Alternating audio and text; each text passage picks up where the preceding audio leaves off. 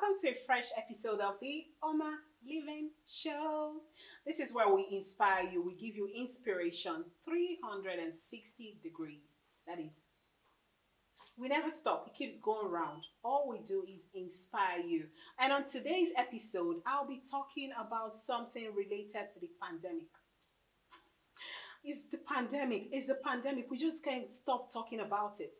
It hit us like, come on, stay one place. That's just the way it came. It didn't warn us. We never saw it. Of course, it started in most parts of the world before it came to Nigeria. And I feel like if we took necessary measures, we would have been able to, prevent it from coming in. But then that seems like almost impossible because we're a very dependent country. So we'll be talking about the effects of the COVID-19 on small businesses in Nigeria. My name is Marilyn Anona, and I'll be with you after the break with my special guest. Stay with me. Great opportunities are presented to us every day, but sometimes we miss them, living a life of regret and what ifs. Opportunities come but once, or maybe not. Now, introducing Tatcoin. Tatcoin is Africa's utility token that gives you access to a life of endless possibilities. You can shop, buy real estate, travel, invest, and build wealth. For more information, visit www.abitsnetwork.com.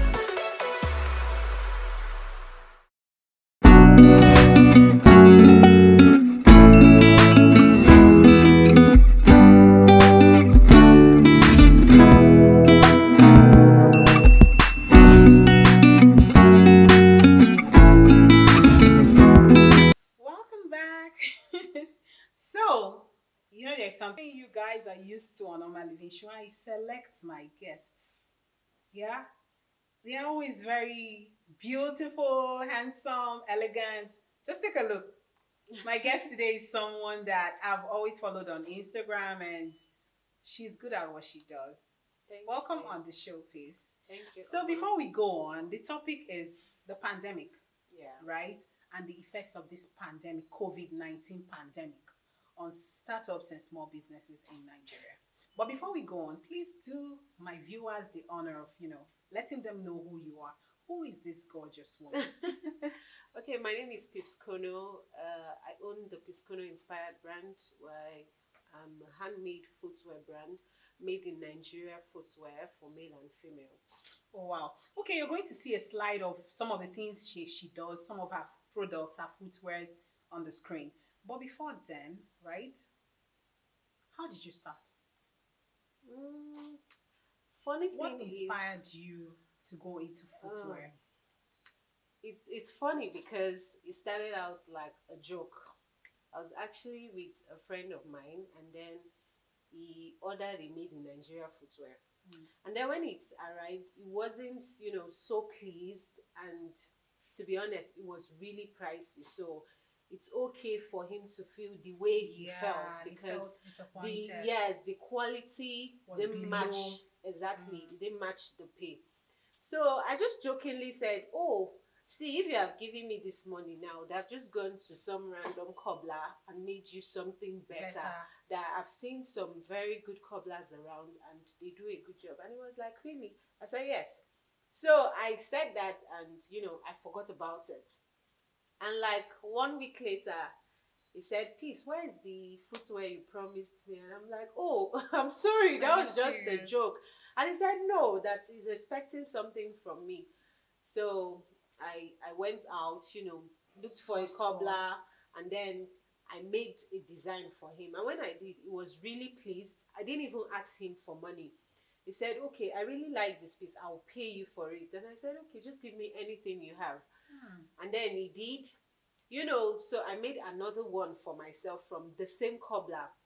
And whenever I wear it out, people like it. Compliment you, admire it. As at the time, I was a fashion designer. I used to make clothes. So when people started complimenting my footwear, and he also told his friends, and 3 of his friends came and they bought, I just jokingly priced them like really high, and they paid me. I'm like, "Oh, this is good business." And to be honest, that was how I started out with my fashion page. you know, I just put it out there that we're starting another business, footwear and stuff. And I put the first picture on Instagram. To be honest, when I put out the first picture, People loved it. The reception was amazing. So I just decided that this is less stressful.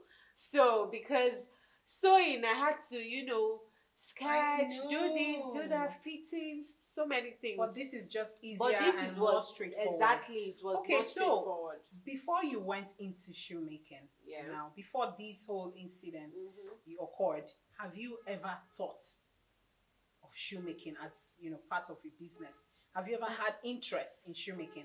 Yeah, at some point I had interest because I recall buying from a made in Nigeria brand, and I told her I would like to buy wholesale from her.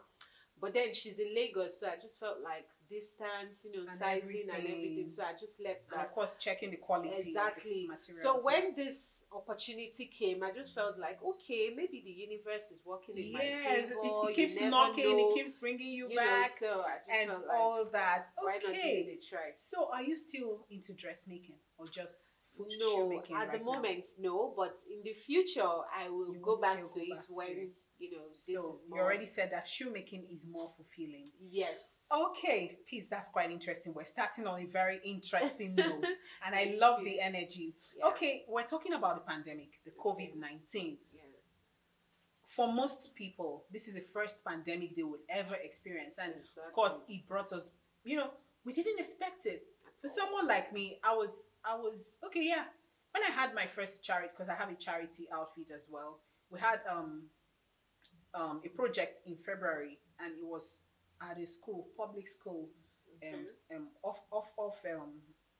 think it's Maraba or something. Yeah. And then COVID-19 was everywhere else except Nigeria. I think it had come into Lagos then, but one case or so. Everyone was afraid and all that. Later, I went out of the country and I came back on March 13th, and then the lockdown started on 15th. Wow. So it was like a joke. If I didn't come back then, I would have been stuck, right? So, and then months after months, we're still locked down, and we just came out of the lockdown, right? Yeah. And it affected OMA Living Show, because since then, this is the first time we're shooting in months, because I couldn't risk being in a space with a lot of people. The panic was so much, and I deal a lot with startups and small business owners, because I deal with entrepreneurship. It's a strong part of my brand. So I've heard complaints from people that this is what is happening, a lot is happening to them. So what do you think this COVID-19 has done to business? You're a business owner. Yeah. So you could share from your own experience, how has it affected your business?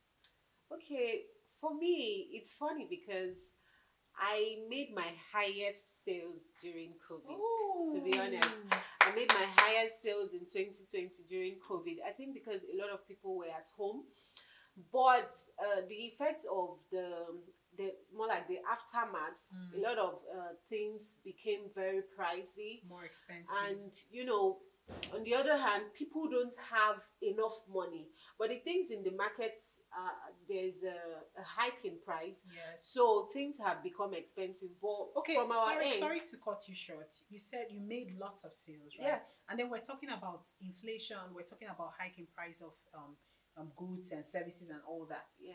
What about the raw materials you use in producing your shoes? Was there a hike in the price, or you had these materials before the lockdown?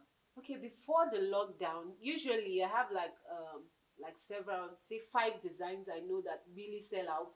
So good thing is I buy those things in bulk. Ooh, so smart. I had them already during the pandemic. So I was actually working from home during the pandemic, and I think because a lot of people had time on their hands, they were just scrolling through the internet. Yes, people were not so busy. They had time to spend on the internet. So they had time to spend. So I think that was what led to the high sales. But a lot of things became scarce at the time, because I have some of my products that I buy from China. So when I exhausted what I buy from China, getting them again was difficult. And then when everywhere was open, we can now buy things. The price was like 3 times the price. So I also had to, you know, increase my price. And, you know, some of our customers didn't find it funny. It was just like a 1,500 naira difference. But the good thing is they understood the quality they are getting, so it wasn't so difficult for us. So bottom line is, if you hadn't purchased, or if you're not used to purchasing in bulk, you would have been stranded. And then there is a big point she made, viewers. I don't know if you're listening in between the lines. She has a strong and a serious online presence. Yes. Otherwise, you wouldn't have been able to make sales. Yes. Right? The effects on you are not so much because you have foresight, you're serious-minded, you're organized and all that. But away from you, generally, in the society, how would you say the COVID-19 has treated some businesses? And which businesses would you say have thrived in this COVID-19? Okay, I think a lot of businesses packed up this period because apart from the financial instability that it had on some businesses, a lot of people were mentally disturbed because, you know, some people get their income daily. Sure. And if they don't make sales today, they are grounded. They will not eat today. Sure. So for businesses like that, I know of event planners, it really affected their business because nobody is willing to pay an event planner to plan an event that people are not going to come out for. Yeah. So it really took its toll on their business. And then which other business can I think of? I can't really pinpoint other businesses right now, but I know a lot of businesses were affected, and I don't think there was any provision for this. You know, we all didn't see it coming. Yes, it's like a war. It just is like came. A war. Yes. So nobody saw it coming. All over, around the globe, everyone was affected. The US, China, everyone was affected. All right. So now that we are gradually coming out of the lockdown, people are still scared, like myself. I don't want to expose myself because the figures are still on the rise. Of course. Right? Now that we're coming out, what do you think people would do differently? And what do you plan to do differently? We're using you as a case study now. Okay. Yes, the effect on you were not so enormous because obviously you're a very organized person. Yeah. But what do you plan to do differently? Because we don't know what tomorrow is going to be. For me, I think, like I said earlier, I bought a lot of things in bulk without even knowing this will happen. Yeah. And I was also disadvantaged at some point because I had, you know, some other things that I did not buy. And then I had requests for them at the time. So for me, it was like I was losing money. So what I've learned is I will learn to purchase in bulk when I can. And I will also learn to, you know, be more organized and, like you said, social media presence. That is what really helped me. You don't have to just depend on going out, you know, reach out to people. We were all locked in. Thank so you. Imagine so what's the channel for? Exactly. Yes. Imagine if I did not have a social media presence. How would I have been able to reach out to people? How would they even trust me? Because exactly. It takes a level of trust for them to part with their money. Yes, to part with their money at that time. So I would encourage entrepreneurs out there, even if you're selling food, whatever, even take food your social vendors, media take your social media seriously, because the world is going really global now, and nobody wants to go on the streets looking for things now. It's more convenient to even shop online. So it's online. more convenient to shop online. You mentioned something that reminded me of something. Okay. Now, people have developed a certain level of trust for you and your brand. And we know that it's not going to be just all about, you work with a lot of people, right? Yeah. Like logistics, delivery. How do you go about picking the best delivery companies? Because personally, that's the problem I have. You have someone who cooks, for example, and her food is so great, so good. She cooks really well. She packages it well. And then I live in Wuse too, right? Okay. That's the heart of town. And then you pay for this food, and then for them to deliver it to you. Is a problem. You receive a call up to 20 times from a delivery guy asking you for a direction of the address that should have been keyed in to the Google map, even if he's driving or not. Yeah. Do you understand? So how do you? For me, do you just pick your delivery people randomly, or you have people you work with? No.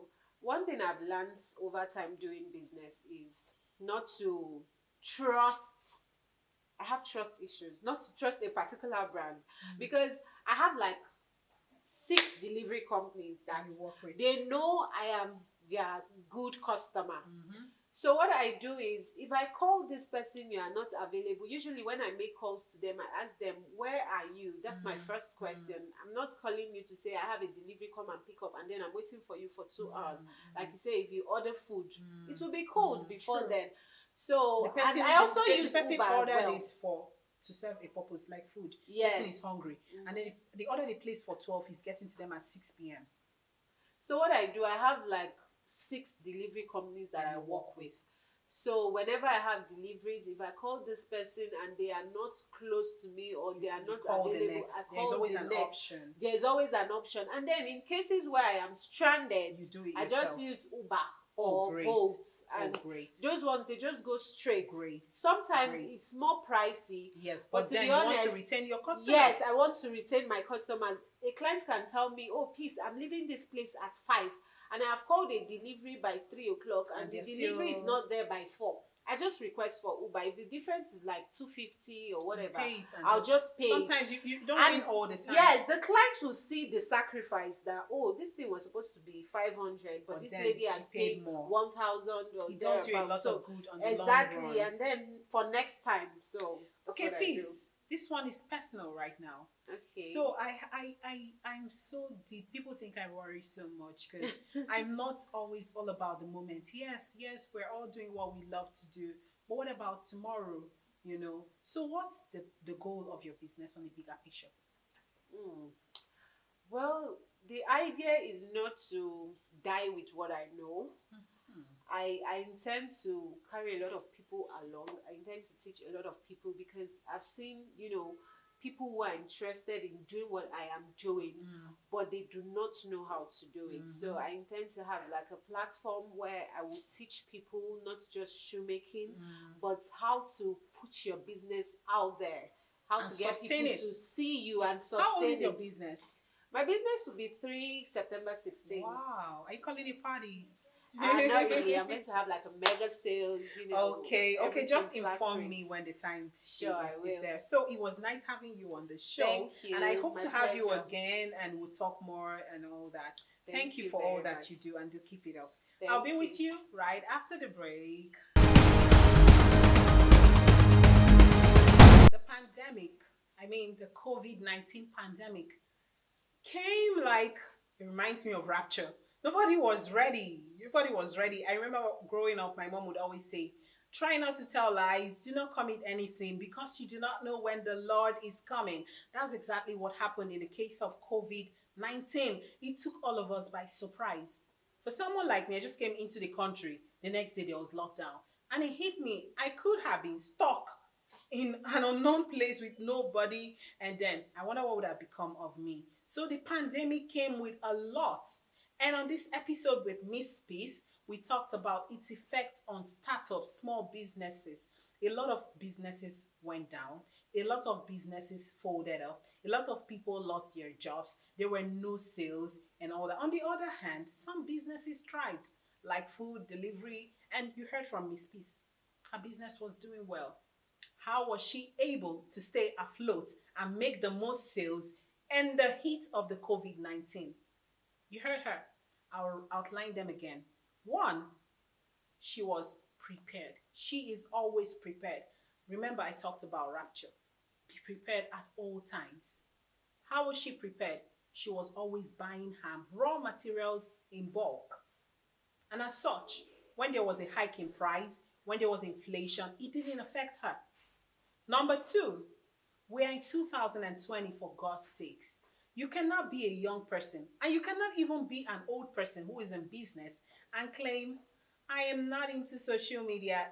Social media is not my thing. I keep telling people, personally, as I built my brand 99.9% through the social media.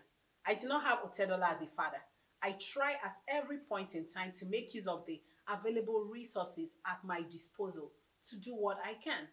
So the people that were worst hit by the pandemic are the people and the businesses who refused, for God knows what, not to watch trends, not to move with the world. The world is moving at an accelerated rate. You just have to move with it or you will remain stranded. So it's been a wonderful time on today's episode. We don't know if there will be another pandemic next year. So please stay prepared. I love you and stay inspired. My name is Marilyn, OMA Anona.